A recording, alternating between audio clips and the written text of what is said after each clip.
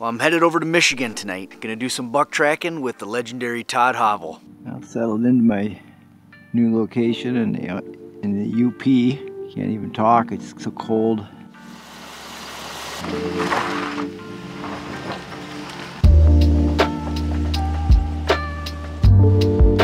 Well, we're getting close to TODD now. We've got some snow that's coming down. We should have some pretty decent tracking conditions. Oh, we got a beautiful fresh coat here. This is gonna be nice for spotting tracks. There he is. What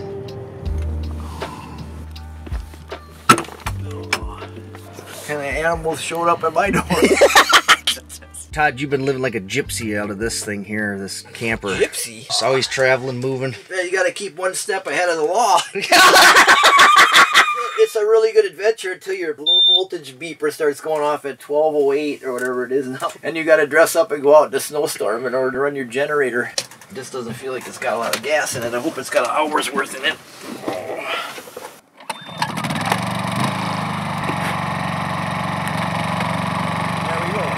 It's not even packing underneath there anymore. See, where did that packiness go? Well, I tell you what, this is going to be a killing day tomorrow now. Softer snow and high winds. Listen to that wind. That's what I'm saying. Like, it's blowing hard. We're supposed to have upwards of 20 to 30 mile an hour gusts tomorrow. We both going to smack one tomorrow. I'll take it. That'd be pretty cool.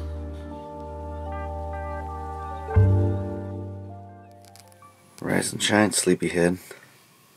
Yeah. I'm sleeping in. I'm gonna hunt for the deer, the old deer that sleep in the morning. 3 a.m. for me, baby. See what happens.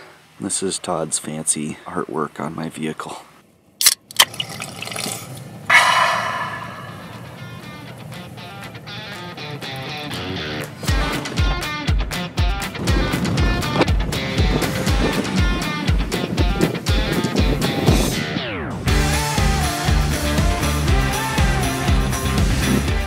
Finally come across our first set of tracks. Wouldn't you know, it's a wolf. When they found the first deer track, that's pretty snowed in.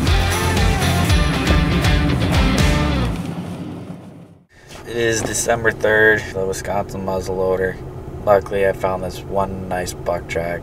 Has a real nice swagger walk to it and pretty decent dew claws. Should be a pretty decent buck, I hope. Found myself in a little bit of a predicament. Trying to get out of here. So, that's not very fun. Kind of on a slope here. I'm not going to go back on roads like this no more. But I got to get out of here first. I'm going to get up that hill. So, well, we made it out. That was a little too much excitement for 4:30 in the morning. I had to basically shovel my whole way out. I'm going to stick to roads that are nicely plowed.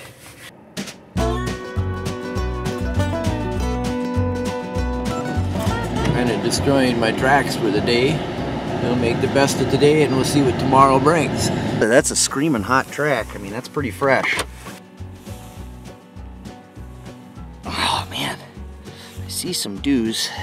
I saw some dews, but they were probably about 3/4 of an inch off the ground and maybe a little higher even than that. And it's not a real huge track. I'll keep working it.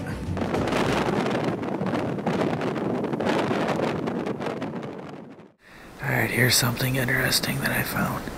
He came over here, looped around going down this trail, and he came, saw that there was blood, and then he turned around and kept going that way. So far it's pretty open in here, so I should be able to get a clear shot.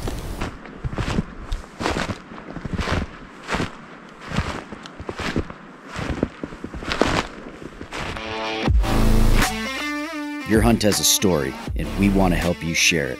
For all your big game taxidermy needs, check out RIEBE'S Taxidermy in Barron, Wisconsin.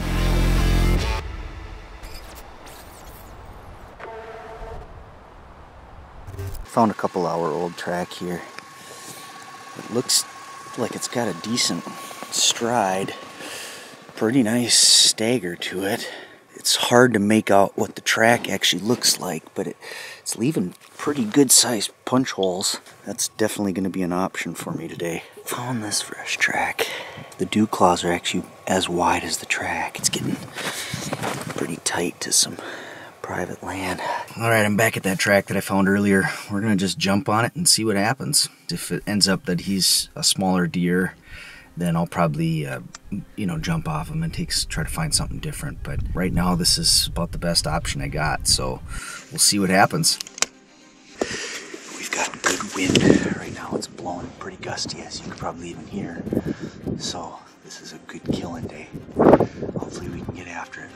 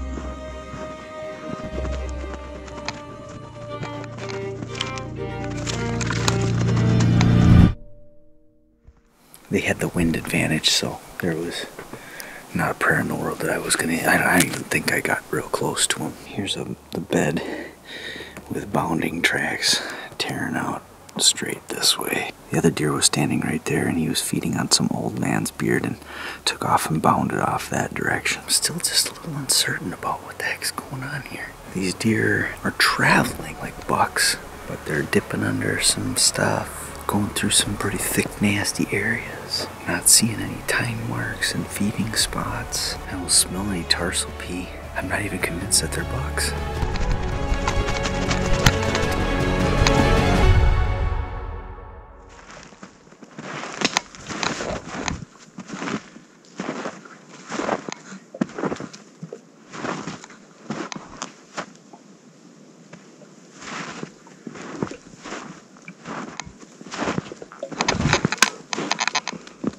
Well, my suspicions were confirmed. I just got a visual on the two deer. It's just a big doe with a fawn.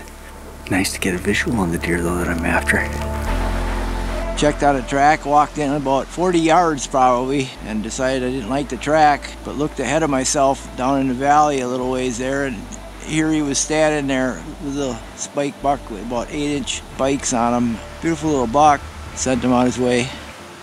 Maybe I'll see him in 3 or 4 years. I retraced all my steps back where I took the fresher track. And that was the doe and the fawn, so I just jumped off on the wrong track, so I'm back to the beginning. I even stepped to look at that one. I took these.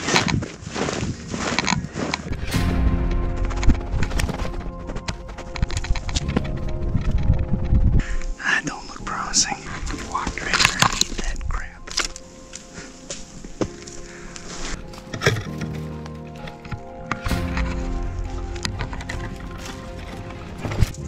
I'm bailing ship on that deer. It's just not quite what I'm looking for. Bummer.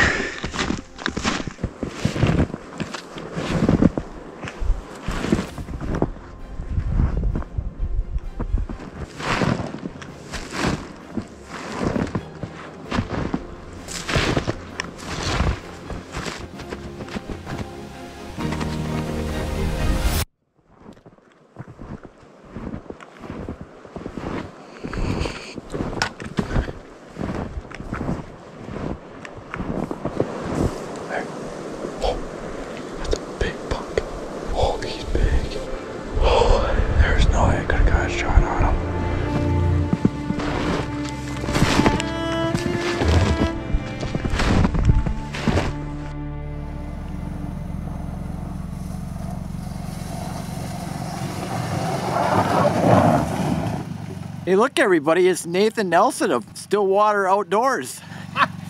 I tell you what, it's hard to find a good track up here. It's hard to find a good track, period.